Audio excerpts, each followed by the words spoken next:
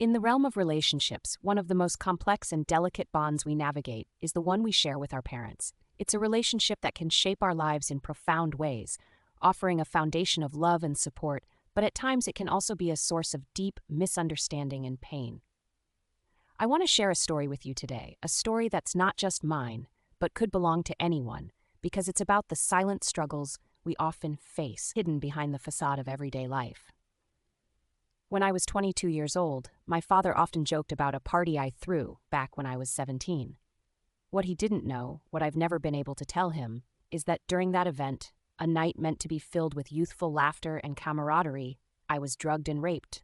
This wasn't supposed to be a wild party. I had invited just a few friends over to keep me company while I was pet-sitting for my dad.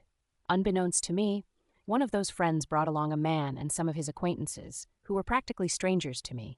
We were all smoking and drinking together, a seemingly innocent attempt at enjoying our youth. But as the night unfolded, one of them gave me a laced bar, Xanax, that caused me to black out. As the night turned into a blur, someone posted our address online, and suddenly our small gathering spiraled into chaos with an influx of uninvited guests. Throughout the night, I was barely conscious, being propped up by the very man who had drugged me. He continued to give me alcohol, even as I reached a point of helplessness, eventually leading me to a secluded spot under the guise of helping me, only to assault me. The violation of my trust and body was not the end of my ordeal. Someone found us, filmed the assault, and shared it, causing it to circulate my entire school. The aftermath was a nightmare. The video haunted me, the fear of its resurgence a constant shadow over my life. I couldn't bear to continue attending school, partly because of the trauma, and partly because of the shame and humiliation that came with being the subject of such a horrific video. The night ended when the police arrived, alerted by a noise complaint from a neighbor.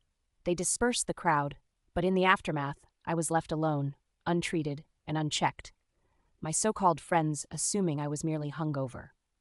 My father returned to a scene of aftermath and chaos, furious, but unaware of the true depth of what had transpired.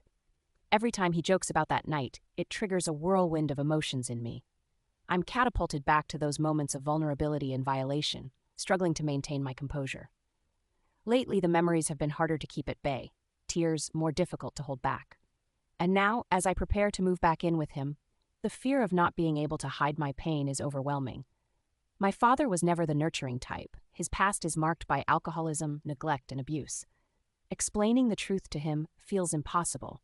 He perceives the world through the lens of his own image and reputation, and acknowledging this incident would only serve as an embarrassment to him. The mere thought of facing his disappointment or disapproval, especially regarding this, feels like it could shatter me entirely. So, I find myself at a crossroads, carrying the weight of that night alone, unable to share the burden with the one person who's supposed to protect me. I'm left wondering how I can make him stop bringing up a memory that causes me so much pain without revealing the dark truth behind it. This story is a reminder of the unseen battles many of us are fighting, the secrets that weigh heavily on our hearts, and the complex dynamics of familial relationships that can sometimes leave us feeling trapped and alone. To anyone listening who has faced similar struggles, know that your feelings are valid, your experiences are real, and you're not alone. There's strength in our stories, even in the most painful ones, and there's hope in reaching out, finding support, and seeking understanding from those who are willing to listen with open hearts. As we navigate these delicate threads of our lives, I wonder, how can we bridge the gap between the pain of our silent battles and the love we seek from our families? How do we find the courage to share our truths, even when the world seems against us? I leave you with these questions, not as a call for answers, but as an invitation to reflect on the complexities of our relationships and the paths to healing and understanding they may hold.